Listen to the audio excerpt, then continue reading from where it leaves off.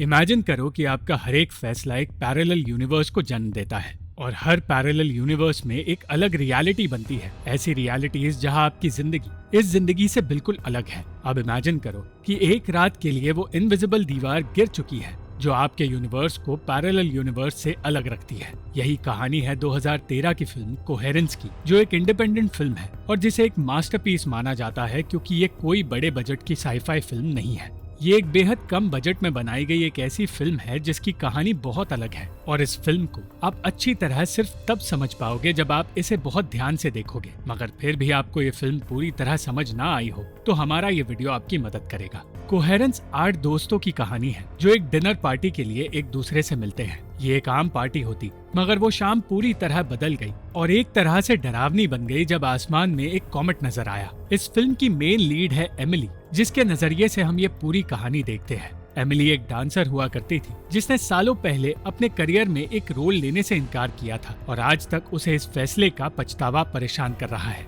Emily का boyfriend Kevin एक actor है और काफी वक्त से उन दोनों का रिश्ता परेशानियों का सामना कर रहा है। ये दोनों माइक और ली के घर पार्टी के लिए आए हैं और यहाँ आने का फैसला उनके रिश्ते पर गहरा असर छोड़ने वाला है। माइक एक गुस्सैल आदमी है जो खुद भी एक एक्टर हुआ करता था। इनके अलावा उस पार्टी में ह्यू और उसकी पत्नी बेथ भी आए थे और साथ ही वहाँ आमिर भी आया था जिसने अपनी गर्लफ्रेंड लॉरी को वहाँ लाकर हालात बिगाड़ दिए क्योंकि लॉरी केविन की एक्स गर्लफ्रेंड थी और इससे पहले की पार्टी शुरू होती माहौल पहले ही बिगड़ने लगा। ये रात कोई आम रात नहीं होने वाली थी और इसका सबसे पहला साइन एमिली को मिला था जब गाड़ी में आते हुए अचानक उसका फोन बंद हो गया था। डिनर शुरू होते ही बातों बातों में वो लोग मीलास कॉमेट की बातें करने लगे। ये कॉमेट वो कॉमेट है जो उसी रात धरती के बेहद करीब आने वाला है। इससे पहले कोई भी कॉमेट इतना करीब नहीं आया था जितना करीब मीलास कॉमेट आएगा। ह्यू, जिसका भाई एक फिजिसिस्ट है, बताने लगा कि 1920 के दौर में ऐसा ही कुछ हुआ था और कॉमेट के नजर आने के बाद फिनलैंड देश में कई लोग कंफ्यूजन में थे और एक औरत ने तो ये भी कहा था कि जो आदमी उसके घर में लौट कर आया है वो उसका पति है ही नहीं।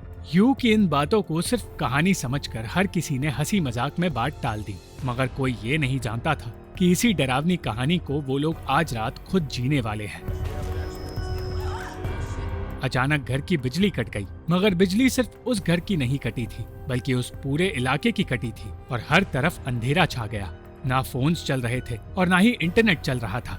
8 दोस्त एक तरह से फंस चुके थे और जब वो घर से बाहर निकले तो उन्हें कुछ अजीब नजर आया। उनके घर के पास ही एक घर था, वो एक लौता घर जिसमें लाइट्स नजर आ रही थी। बाकियों के इनकार करने के बावजूद ह्यू और आमिर ने फैसला किया कि वो दोनों उस घर में जाएंगे और मदद मांगते हुए वहाँ रह रहे लोगों का फोन इस्तेमाल करेंगे। कुछ देर बाद आमिर और ह्यू लौट कर आए, मगर वो लोग डरे हुए और परेशान लग रहे थे और ह्यू के सर पर चोट लगी थी। वो दोनों कभी लाइट्स वाले घर में गए ही नहीं बल्कि वो किसी दूसरे घर के पास पड़े एक मेटल बॉक्स को उठाकर अपने साथ ले आए थे। उस बॉक्स में उन्हें टेबल टेनिस के रैकेट्स मिले और उन्हीं की तस्वीरें मिली जिनके पीछे नंबर्स लिखे हुए थे। मगर जब उन्होंने गौर से उन तस्वीरों को देखा तो आमिर को पता चला कि उसकी तस्वीर उसी रात उसी घर में ली गई है। तो आखिर ये तस्वीरें किसने ली और ये तस्वीरें उन बॉक्स में कैसे आ पहुंची? इसका जवाब उन्हें शायद उसी घर में मिलेगा जहाँ की लाइट्स अब भी चल रही थी। ह्यू ने एक नोट लिखा जिसे वो उसी घर में छोड़ कर आया, मगर कुछ देर बाद वही नोट दरवाजे के रास्ते उन दोस्तों के सामने आ पहुंचा।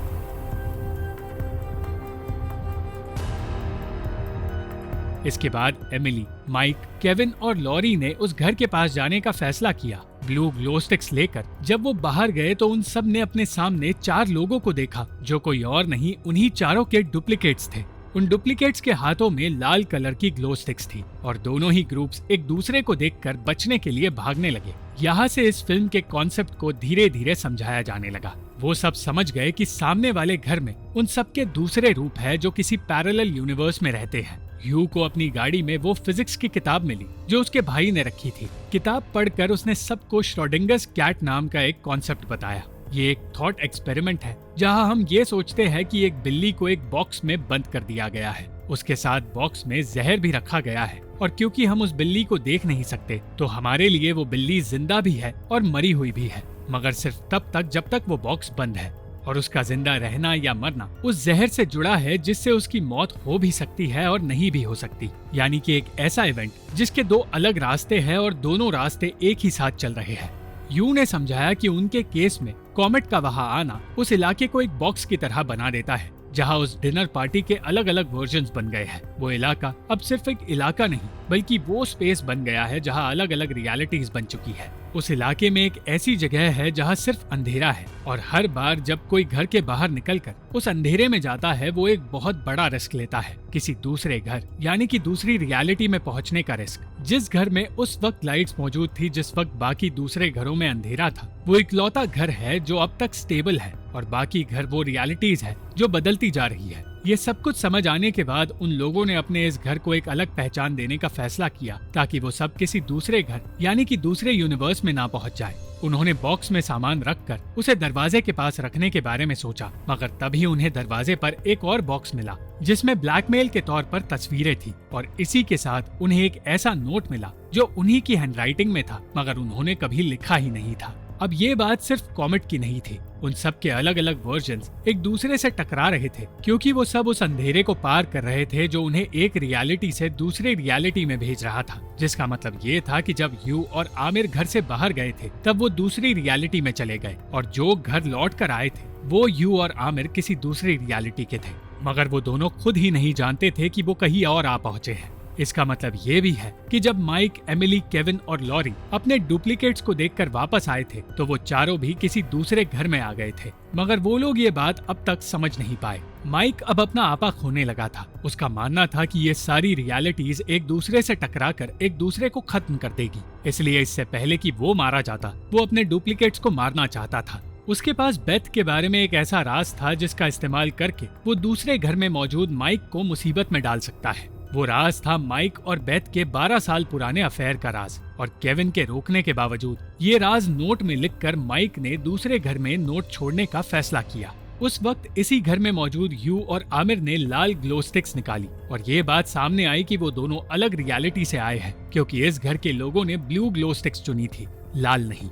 माइक जब लौट कर आया तो उसने केविन को बताया कि उसने प्लान के मुताबिक ब्लैकमेल नोट छोड़ दिया है, मगर ये माइक भी किसी दूसरी रियलिटी वाला माइक था क्योंकि केविन का कहना था कि वो 5 मिनट में घर लौट आया है, मगर माइक का कहना था कि उसे बाहर जाकर करीब आधा घंटा हो गया है। यू और आमिर घर में पड़ा बॉक्स और किताब लेकर बाहर चले आए और सबको ये समझ आ गया कि वो ग्रुप के ऐसे किसी इंसान पर भरोसा नहीं कर सकते जो बाहर जाकर घर लौट कर आता है क्योंकि वो किसी दूसरी रियलिटी का इंसान हो सकता है। उन सब ने अपने घर को मार्क करने के लिए डाइस फेंक कर अपने आप को नंबर्स दिए, फोटोज पर अपने नंबर्स लिखे और बॉक्स में डाल दिया।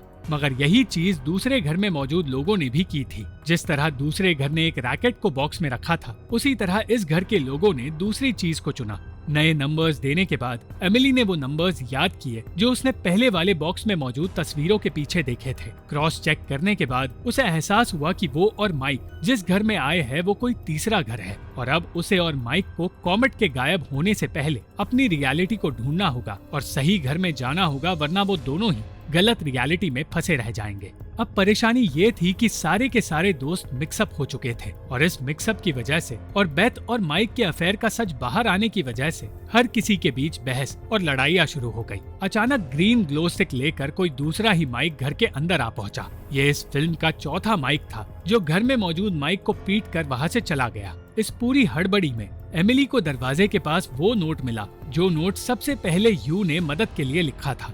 ये सब कुछ देखकर एमिली फ्रस्ट्रेट हो गई और घर से निकलकर वो एक रियलिटी से दूसरे रियलिटीज में जाने लगी। हर एक रियलिटी में उसने ग्रुप के लोगों को किसी न किसी बात को लेकर लड़ते हुए देखा और फिर वो उस रियलिटी में पहुंची जहां ग्रुप के लोग लड़ नहीं रहे थे। इस रियलिटी में कभी बिजली कटी ही नहीं थी और बिजली कटने के बाद ही वो लोग घर से बाहर निकले थे, अंधेरे में गए थे और ये सारा पागलपन शुरू हुआ था। आखिरकार एमिली को वो रियलिटी मिल गई जिसमें सारे दोस्त शांति से घर के अंदर बैठे रहे। वो छिपते छिपाते घर में घुसी, बेथ की नींद की दवाई उठाई,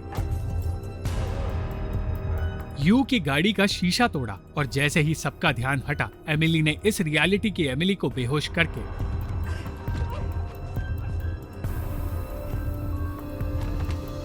उसे गाड़ी की डिक्की में बंद कर दिया। मेन एमिली ने अपने लिए एक ऐसी रियलिटी को चुन लिया जहां सब कुछ ठीक है और इस दुनिया की एमिली की जगह लेकर वो ग्रुप का हिस्सा बन गई। वो उन सब के साथ कॉमेट देखकर जब वापस घर में आई तो उसने देखा कि किसी तरह इस रियलिटी की एमिली गाड़ी से निकलकर वापस घर में आ रही है। उसी एमिली पर हमला करके उसे बेहोश करते हुए मेन एमिली की उंगली से अंगूठी गिर गई। दूसरी एमिली की अंगूठी पहनकर जब वो बाहर निकली तो अचानक वो बेहोश हो गई और अगली सुबह आंखें खुलने पर उसने अपने आप को घर के सोफा पर देखा। ली उस वक्त खाना बना रही थी, बेथ नहा रही थी और इस रियलिटी की बेहोश एमिली अब बाथरूम में मौजूद नहीं थी। घर से बाहर जाने पर एमिली के सामने केविन आया, जिसने उसे वो अंगूठी दी जो उसे बाथरूम में मिली थी। जैसे ही एमिली के पास 2 अंगूठियां आई, केविन को एमिली के फोन से कॉल आने लगा और यहाँ इस फिल्म का अंत हुआ। इस अंत का ये मतलब हुआ कि जिस रियलिटी या यूनिवर्स में अब मेन एमिली आ पहुंची है, वहाँ एक नहीं बल्कि 2 एमिलीज मौजूद है।